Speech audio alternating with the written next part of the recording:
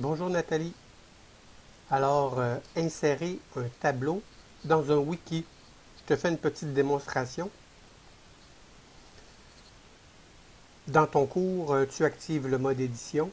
Une fois le mode édition est activé, tu retrouveras le bouton, le lien Ajouter une activité ou une ressource.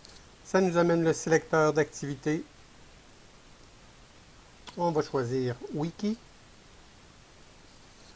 Maintenant, on a un formulaire de paramètres du wiki. On donne un nom au wiki.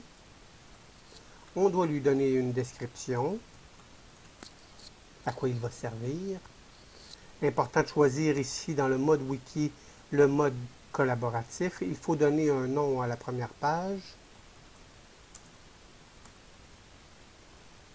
Et il serait intéressant que tu ailles fixer le format du wiki pour tous les utilisateurs, ce qui fait en sorte que si jamais ils ajoutent de nouvelles pages dans ton wiki, ils n'auront pas la question à savoir est-ce que je veux avoir un format créole, NWiki ou HTML.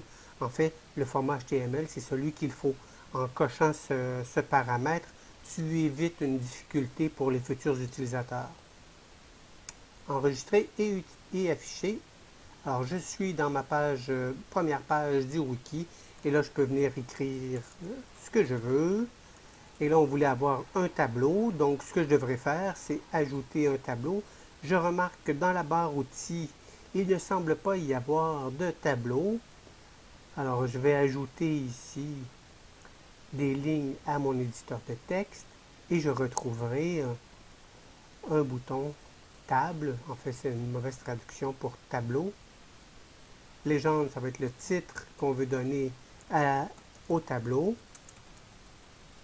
On peut définir les entêtes par colonne ou les deux. Nombre de rangées, nombre de colonnes. Et il semble manquer des informations parce que j'aurais aimé ça que dans l'interface, on puisse retrouver la possibilité de formatage. Ce n'est pas le cas. J'ai un tableau qui se crée et ce tableau ne comprend pas de bordure. Je devrais donc ajouter les bordures après coup.